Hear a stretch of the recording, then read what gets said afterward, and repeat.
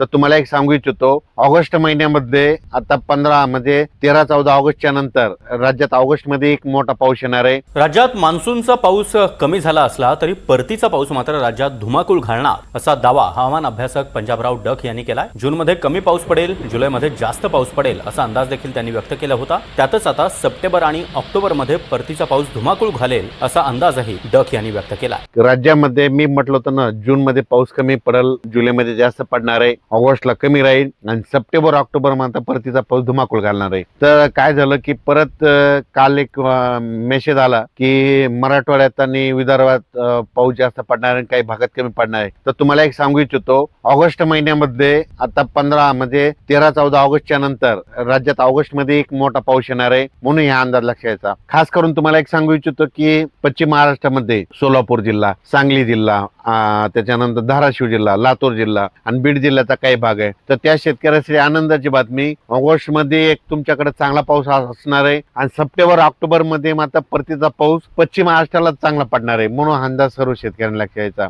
पश्चिम महाराष्ट्रामध्ये कशामुळे की आता जे लो प्रेशर आहेत, आतापर्यंतचे लो प्रेशर काय व्हायचे, कमी दाबाचे पट्टे तयार व्हायचे, विशाखापट्टणमच्या पुढून तयार व्हायचे, विशाखापट्टणमच्या वरती तयार झालेला कमी दाबाचा पट्टा तो काय होतो, छत्तीसगड जातो, छत्तीसगडकडून इकडे मध्य प्रदेशकडे जातो, मध्य प्रदेशकडून गुजरातकडे जातो। पण चेन्नई जवळपास जर झाला तर ते काय होतं, सरळ काय होतं, तेलंगणात येतो, तेलंगणातून महाराष्ट्राकडे येतो। म्हणजे 20 सप्टेंबर नंतर, तर तुम्हाला एक सांगू इच्छितो, 20 सप्टेंबर नंतर राज्यात काय होणार आहे, पश्चिम महाराष्ट्रातले जे काही वंचित जिल्हे तिकडे देखील खूप मोठा पाऊस पडणार आणि त्यांचा देखील सरासरी भरून निघणार आहे, म्हणून हा अंदाज त्यांनी लक्षात घ्यायचा। आजच्या कृषी क्षेत्रातील मोठ्या बातम्या, शासनाच्या घोषणा, अनुदानातील बदल, खरेदी धोरणे आणि बाजारभावांमधील हालचाल सर्व काही तुम्ही पाहणार आहात या व्हिडिओच्या माध्यमातून। पीएम किसान योजना 2030-31 पर्यंत सुरू ठेवण्यास केंद्रीय मंत्रिमंडळाची मंजुरी, 3.15 लाख कोटींच्या निधीची तरतूद, आतापर्यंत 4.47 लाख कोटी रुपये हस्तांतरित। केंद्र सरकारने या योजनेद्वारे मिळणारी 6,000 रुपयांची वार्षिक मदत पूर्ववत सुरू ठेवण्याचे निश्चित केले। थेट बँक खात्यात पैसे जमा होणाऱ्या या पारदर्शक प्रणालीमुळे देशातील करोडो शेतकऱ्यांना मोठा दिलासा मिळालाय।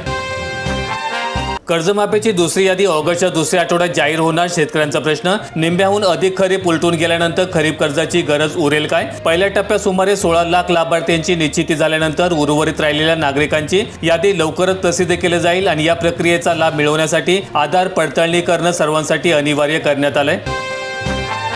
राज्यातील 22 जिल्हा परिषदांच्या निवडणुका डिसेंबरमध्ये 50% आरक्षणाच्या मर्यादेमुळे राजकीय समीकरणे बदलणार। सर्वोच्च न्यायालयाच्या मार्गदर्शक सूचनांचं पालन करून विविध स्थानिक संस्थांच्या प्रलंबित निवडणुका घेण्याची तयारी पूर्ण झाली। या नव्या नियमांमुळे अनेक मतदारसंघांमधील आधीचं राजकीय आराखडे पूर्णपणे बदलणार आहेत। शिधापत्रिका धारकांना रेशनवर गव्हाऐवजी ज्वारी, स्थानिक शेतकऱ्यांकडून हमीभावाने खरेदी केलेल्या ज्वारीचा लाभ होणार। शासनाने रेशन दुकानांमधून वितरित करण्यात येणाऱ्या धान्यामध्ये महत्त्वपूर्ण बदल करत नवीन वाटप पद्धत लागू केली आणि या निर्णयामुळे नागरिकांना पौष्टिक अन्नधान्य उपलब्ध होईल आणि स्थानिक धान्य उत्पादकांना उत्तम बाजारपेठ उपलब्ध होणार आहे। सरकारचे 1,881 कोटी रुपये वाचले, कर्जमाफीतून 14,000 आयकरदाते शेतकरी अपात्र। या योजनेअंतर्गत सादर केलेल्या माहितीची छाननी केली असता अनेक करदाते लाभार्थी असल्याचं निष्पन्न झालंय आणि नियमात न बसणाऱ्यांना वगळल्यामुळे प्रशासनाच्या तिजोरीवरील मोठा आर्थिक ताण टळलेला आहे। धुवाधार पावसाने मराठवाडा चिंब, मराठवाड्यामधील 233 मंडळांमध्ये अतिवृष्टी, शेतशिवार जलमय। विभागामधील अनेक जिल्ह्यांमध्ये सलग सुरू असलेल्या मुसळधार हजेरीमुळे सर्वत्र पाणीच पाणी झालंय आणि या समाधानकारक हजेरीमुळे अडकलेल्या पेरण्यांना वेग येणार असून पिकांना मोठ्या प्रमाणात दिलासा मिळालाय। बोटांचे ठसे नाहीत, ऑनलाईन तक्रार करा, नागपूर जिल्हाधिकाऱ्यांचे शेतकऱ्यांना आवाहन, तहसीलदार सहकार्य करणार। योजनेच्या यादीत नाव न आलेल्या नागरिकांना तांत्रिक अडचणीमुळे लाभ मिळण्यास अडथळा येत असल्यास पोर्टलवर नोंदणी करण्याचं सांगण्यात आलंय। बोटांचे ठसे उमटत नसल्यास तहसीलदारांकडे ऑनलाईन तक्रार करता येणार आहे। सरकार सेवा केंद्र चालकांनी शेतकऱ्यांकडून कोणत्याही प्रकारचं शुल्क घेऊ नये असं जिल्हाधिकारी कुमार आशीर्वाद यांनी स्पष्ट केलंय। डिंबे धरणातून घोड नदीमध्ये विसर्ग वाढवला, आंबेगाव तालुक्यामध्ये सततधार, नदीकाठच्या नागरिकांना सतर्कतेचा इशारा। पाणलोट क्षेत्रात सलग सुरू असलेल्या मुसळधार हजेरीमुळे जलाशयातील साठ्यामध्ये मोठ्या प्रमाणात वाढ झाली। सुरक्षेचा उपाय म्हणून प्रशासनाने पाण्याचा प्रवाह वाढवला असून सखल भागातील नागरिकांना खबरदारी घेण्याचे निर्देश देण्यात आलेले आहेत। पुणे जिल्हा परिषदेतील शेतकऱ्यांना 75% अनुदानावर कृषी ड्रोन सर्वसाधारण सभेमध्ये मंजुरी। 1.95 कोटींच्या योजनेतून 26 ड्रोनचं वितरण। आधुनिक तंत्रज्ञानाचा वापर वाढवण्यासाठी आणि औषध फवारणीचा खर्च कमी करण्यासाठी ही विशेष योजना राबवली जात आहे। जिल्ह्यातील विविध उत्पादक गट आणि बचत गटांना या आधुनिक उपकरणांचं वाटप केलं जाणार आहे। नांदेड जिल्ह्यातील 15 तालुक्यांमध्ये अतिवृष्टी, माहूरमध्ये 184 मिलीमीटर, विष्णुपुरी प्रकल्पाच्या साठ्यामध्ये 8.33% भर. नांदेड जिल्ह्यातील 16 पैकी तब्बल 15 तालुक्यांमध्ये अतिवृष्टीची नोंद झाली असून माहूर तालुक्यामध्ये सर्वाधिक पाऊस झालाय. या मुसळधार पावसामुळे विष्णुपुरी प्रकल्पांमधील उपयुक्त पाणीसाठा 33.94 वरून 42.27% पर्यंत पोहोचलेला आहे. राज्याने गाठले जून आणि जुलैची सरासरी. जुलैच्या शेवटच्या आठवड्यात पडलेल्या पावसाने सरासरीमध्ये भर. राज्यामध्ये 60% जादा पाऊस. जून महिन्यातील तूट भरून काढत जुलैच्या शेवटच्या आठवड्यात झालेल्या पावसाने राज्याची पावसाची सरासरी पार केली. मध्य महाराष्ट्रामध्ये सरासरीपेक्षा सर्वाधिक म्हणजे 25% अधिक पावसाची नोंद झाली असून मराठवाडा आणि विदर्भामध्ये सरासरीच्या जवळ पोहोचलेले आहे. जन्ममृत्यू नोंदणीचे नियम आता अधिक कडक. लोकसभेमध्ये गोंधळामध्ये दुरुस्ती विधेयक 2 मिनिटात मंजूर. विरोधकांनी चर्चेची संधी गमावली. लोकसभेमध्ये विरोधकांच्या गदारोळातच जन्म आणि मृत्यू नोंदणी विधेयक 2026 कोणत्याही चर्चेविना मंजूर करण्यात आले. या नव्या नियमांमुळे विलंबाने होणाऱ्या नोंदणीची प्रक्रिया अत्यंत कडक करण्यात आली असून पडताळणीचे अधिकार दंडाधिकाऱ्यांकडे सोपवण्यात आलेत. नाशिक जिल्ह्याभरात मुसळधार पाऊस, धरणांमधून विसर्ग, पहाटेपासून जोरदार हजेरी. जनजीवन विस्कळीत. अनेक ठिकाणी महामार्गावर वाहतूक कोंडी, दुर्गम भागात जीव धोक्यात घालून प्रवास. नाशिक जिल्ह्यामध्ये सर्वत्र झालेल्या मुसळधार पावसामुळे नदी नाले तुडुंब भरून वाहत असून अनेक ठिकाणी वाहतूक कोंडी झाली. इगतपुरी, त्र्यंबकेश्वर भागातील भाऊली, भाम आणि नांदूर माध्यमेश्वर यासारख्या विविध धरणांमधून मोठ्या प्रमाणावर पाण्याचा विसर्ग सुरू करण्यात आलेला आहे. लातूर जिल्ह्यामध्ये वरुण राजापेक्षा सोयाबीन बियाणे न उगवल्याच्या तक्रारींचा पाऊस. बियाण्यांमध्ये खोड. शेतकऱ्यांचं गाऱ्हाणं. महाबीजवर सर्वाधिक आरोप. 429 तक्रारी दाखल.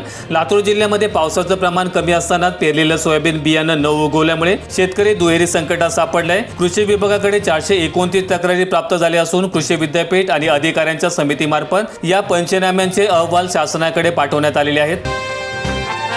एका हाताने कर्जमाफी तर दुसऱ्या हाताने सन्मान निधीला कात्री. 56 लाख शेतकरी नमो योजनेतून बाद होण्याची शक्यता. राज्य सरकारने शेतकऱ्यांना दिलेल्या छत्रपती अहिल्यादेवी होळकर कर्जमुक्ती योजनेच्या आर्थिक बोजापोटी तिजोरीवरील ताण कमी करण्याचा प्रयत्न सुरू केलाय. यासाठी कर्जमाफीचा लाभ घेणाऱ्या सुमारे 56 लाख शेतकऱ्यांना एका वर्षासाठी नमो शेतकरी महासन्मान निधी योजनेतून वगळण्याचा विचार सरकार करत आहे.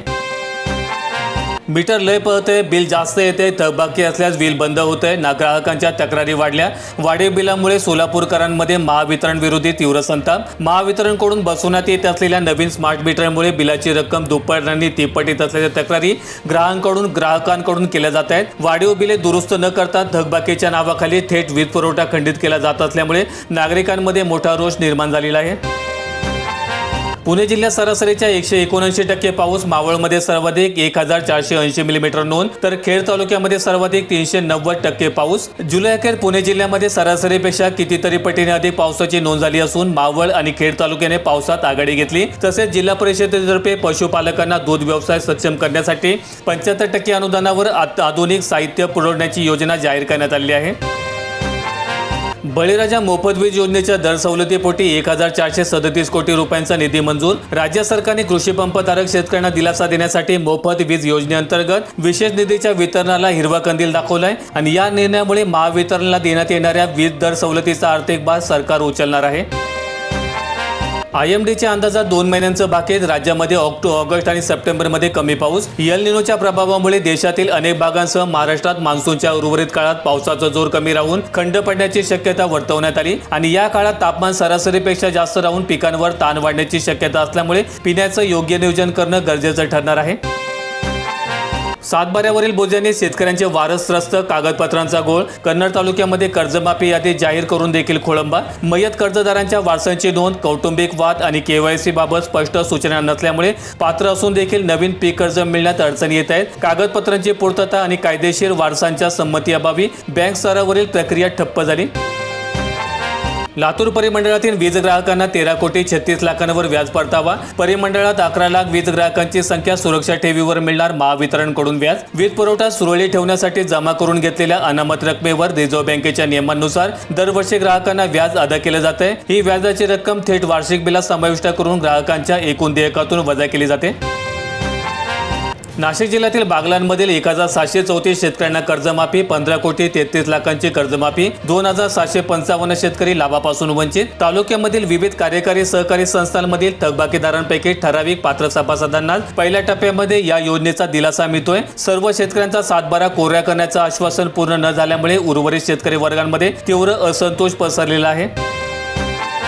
छत्रपती संभाजीनगर जिल्ह्यातील 33 सर्कलमध्ये अतिवृष्टी, 3 गावांचा संपर्क तुटला. मागील आठवड्यापासून सुरू असलेल्या पावसाचा जोर अचानक वाढल्यामुळे अनेक भागांमध्ये 65 मिलीमीटरपेक्षा जास्त पावसाची नोंद झाली. यामुळे पुलावरून पाणी वाहू लागल्यामुळे काही भागांमधील वाहतूक खोळंबून तात्पुरत्या स्वरूपात रस्ते बंद झाले. व्हिडिओ आवडला असेल तर लाईक ठोका, शेअर करा आणि अशा दैनंदिन शेतकरी बातम्या अपडेट्स मिळवण्यासाठी सबस्क्राईब करून बेल आयकॉनचं बटन दाबा.